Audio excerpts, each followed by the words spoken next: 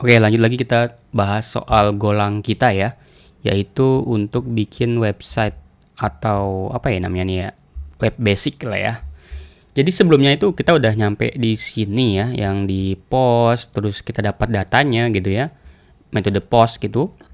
Nah, untuk teman-teman perlu ketahui, golang itu sebetulnya kita bisa menyimpan data yang global gitu ya. Tidak seperti bahasa-bahasa yang interpreter gitu. Data di sini, misal kita buat satu variable di sini global gitu ya, namanya misalnya apa ya, siswa gitu ya, atau data siswa gitu. Data siswa gini, ada sebuah list of siswanya. Ini DTO ya, jadi DTO itu struct ya, struct bentukannya struct kayak gini. Ada fieldnya, ada tipe datanya, ada fieldnya, tipe datanya gitu ya. Simple kayak gini bentukannya. Lalu di sini saya bikinlah data siswa gitu ya. DTO siswa gini. Nah, kayak gini. Lalu nanti data siswanya kita akan pakai untuk di sini. Atau mungkin ini kita bawa aja kali ya. Kita bawa gini data siswa.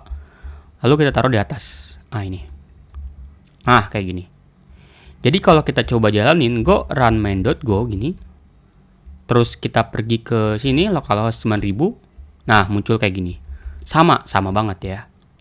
Tapi di sini perlu teman-teman ketahui, ketika kita mengakses data data siswa ini, yang variabel ini di dalam handler ini, dia tidak mulai lagi dari nol, teman-teman ya. Contoh di sini. Nah, di sini dia ketika diakses, dia akan dapat dari sini ya kan. Nah, ini.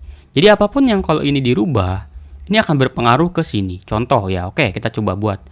Misal di sini ya, kita pengen memasukkan data yang tadi ini ke dalam sini ya, ke dalam data siswa yang dikirim lewat form yang telah kita kirim sebelumnya gitu.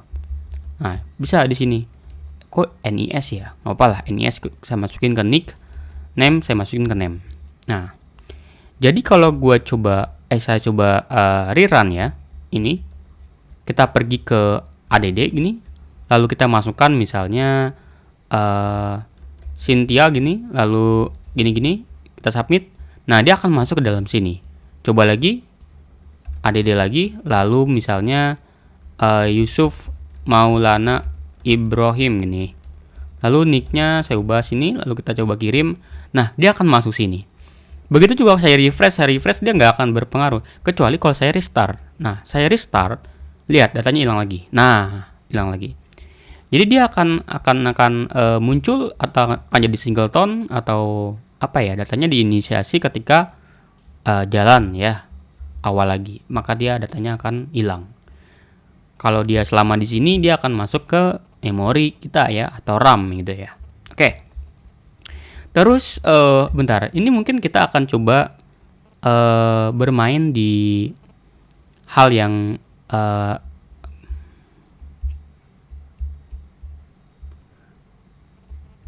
yang sifatnya kosmetik gitu ya. Coba kita buka Bootstrap ini.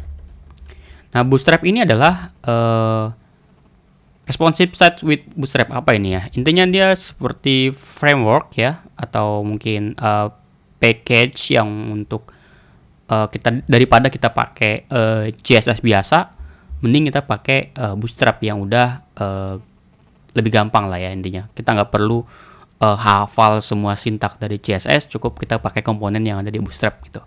Simpelnya gitu. Nah, ini kita bisa copy aja di sini, lalu taruh di sini ya, di index.html. Taruh di sini. Nah, ini. Ini adalah CDN ya. Artinya kita nggak perlu mendownload, tapi kita pakainya yang dari internet nantinya. Nah, setelah itu, coba kita cari yang namanya navbar gini. Nah, navbar. Kita pergi ke yang di mana nih? Yang di sini kali ya. Kita copy yang ada logonya ini. Kita masukin ke sini. Nah, kayak gini. Terus di sini mungkin namanya SMK Negeri IKN gitu ya. 1. Nah, udah ditaruh misalnya di sini kan. Terus width-nya biarin aja. Nah, kayak gini. Oke. Terus oke, sip. Ini saya hapus. Nah, untuk tabelnya bentar, coba kita jalanin dulu ya. Kita perlu lihat juga kan hasilnya kayak gimana nih. Coba refresh. Nah, jadilah dia kayak gini. Keren ya bentukannya. Nggak kayak tadi akhirnya. Nggak monoton kayak tadi. Coba kita tambahkan lagi yang namanya table, teman-teman ya. Table gini. Nah, ini. Kita cari di bawah lebih menarik pakai table yang mana ya. Pakai table yang biasa dulu deh. Nah, table biasa dulu. Taruh di sini aja. Nah, ini. Mungkin yang akan kita pakai ini kita hapus aja 2 row. Ini saya coba hapus juga. Mungkin jadi NIS gitu ya. Lalu nama gini. Nah, udah. Tinggal hapus yang 2 ini kan. Nah, ini tinggal di looping di sini. Nah, jadi range.siswa ini yang kita looping kan ya. Benar di episode pertama kita bahas ini. Oke. Lalu ini kita taruh juga di atas gini. Nah, ini juga sama. Taruh di atas juga. Nah, udah. Jadi kalau ini bisa dihapus aja. Sekarang kita coba jalanin lagi ya. Kita refresh. Nah, jadi sekarang tabelnya begini.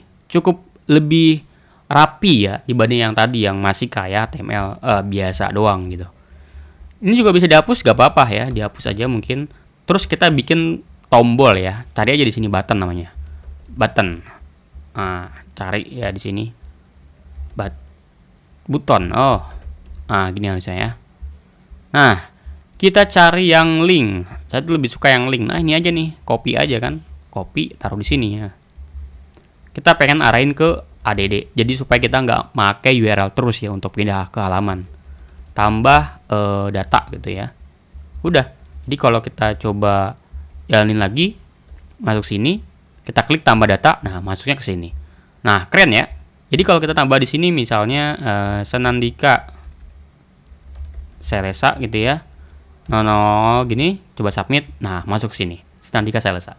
Keren ya. Jadi data kita sekarang udah mulai bisa menggunakan data yang dinamis gitu ya. Oke, nanti kita akan bahas di selanjutnya tentang gimana caranya supaya kita itu gini lah contoh ya. Ini contoh nih, di sini tuh ada form juga gitu ya. Nah, ini. Coba ya. Nah, sini kan ya. Beda kan ya. Jadi saya tuh pengennya nanti ini tuh nggak perlu disetting 2 kali gitu ya. Nanti kita bahas di video selanjutnya soal templating ya. Atau soal layouting. Nah, kayak gini bentukannya nanti ya. Oke, itu aja. Thank you.